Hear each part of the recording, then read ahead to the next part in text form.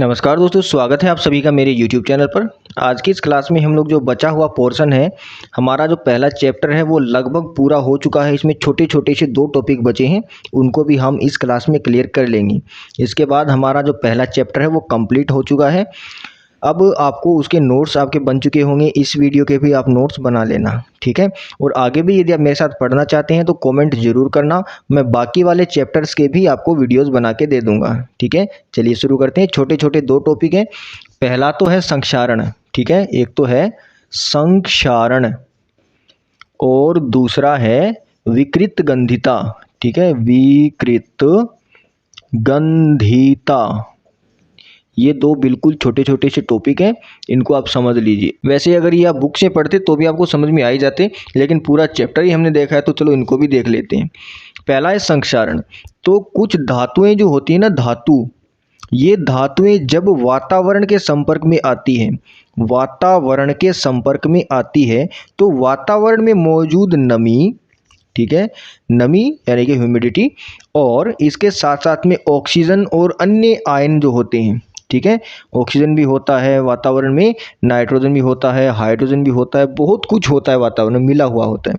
तो नमी और गैसों के संपर्क में जब कोई धातु आती है तो उस धातु की सतह पर एक रिएक्शन होने लग जाती है, ठीक है, एक अभिक्रिया होने लग जाती है और इसकी वजह से धातु की सतह खराब होने लग जाती है, वो संक्षारित होने लग जाती है, ठीक है। इस रिएक्शन की वजह से धातु का क्या शुरू हो जाता है, संक्षारण शुरू हो जाता है। संक्षारण यानी वो सतह एक अलग ही प्रोडक्ट वहाँ पे बनाना शुरू कर देती है। जैसे ये लोहा है और यहाँ पर जब रिएक्शन होगी तो वो आयरन का एक ऑक्साइड बना लेगा। तो जब धातुएं वातावरण के संपर्क में आती है तो उनकी सतह संक्षारित होने लग जाती है। इस संक्षारित होने की प्रक्रिया को संक्षारण बोलते हैं और इसका सबसे फेमस एग्जाम्पल है लोहे पर जंग लगना। लोहे पर जंग लगना ये इसका सबसे फेमस उदाहरण है। इसके अलावा एक और उदाहरण है, जो चांदी होती है उस चांदी की सतह का काला पड़ जाना, ये भी संक्षारण का ही एक उदाहरण है। इसी प्रकार से जो तांबा होता है, उस तांबे की जो सतह है वो भी हरे रंग की हो जाती है। तो ये चांदी का काला होना, तांबे का हरा होना या लोहे पर जंग लगना, ये किसके उदाहरण है, ये संक्षारण के उदाहरण है। और ये क्यों होता है, जब किसी धातु की सतह वातावरण में उपस्थित नमी और ऑक्सीजन आदि के संपर्क में आती है तो उसकी सतह संक्षारित हो जाती है, इसे संक्षारण कहते हैं। और इसके उदाहरण है लोहे पर जंग लगना, चांदी की सतह का काला पड़ जाना और तांबे की सतह का हरा हो जाना, ये संक्षारण के उदाहरण है। इसके अलावा दूसरा टॉपिक है छोटा सा हमारा, जिसको हम विकृत गंधिता कहते हैं।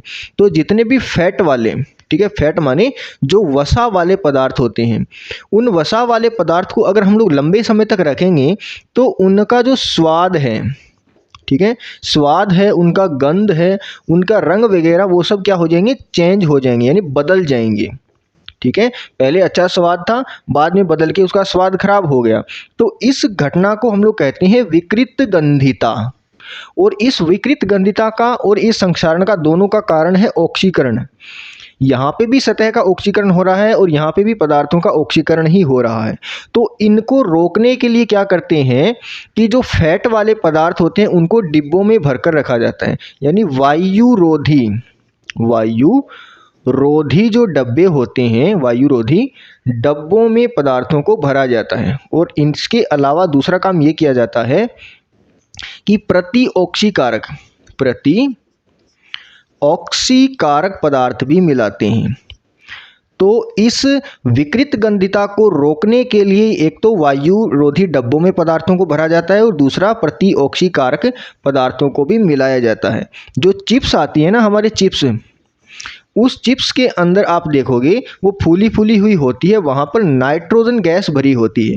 उस नाइट्रोजन की गैस की जगह पर हम लोग अगर ऑक्सीजन भर देते तो वो ऑक्सीजन इन चिप्स का ऑक्सीकरण कर देती और विकृत गंधिता वहाँ पर उत्पन्न हो जाती, ठीक है। तो संक्षारण में क्या होता है और विकृत ग्रंथिता में क्या होता है, ये दोनों चीज़ों को हमने समझने का यहाँ पे प्रयास किया है। ठीक है, इसी के साथ हमारा पहला चैप्टर कंप्लीट होता है। इसके बाकी के वीडियोस भी मैंने बना दी गई हैं। इसकी पूरी प्लेलिस्ट हमारे चैनल के ऊपर है, आप लोग चाहो तो पूरा का पूरा देख सकते हो। सारे वीडियोज़ के लिंक एक दूसरे के डिस्क्रिप्शन में मिल जाएंगे। और आगे भी यदि आप मेरे साथ पढ़ना चाहते हैं तो कॉमेंट बॉक्स में ज़रूर लिखना, मैं आगे के सारे चैप्टर्स के यहाँ पर वीडियोज़ बना दूंगा।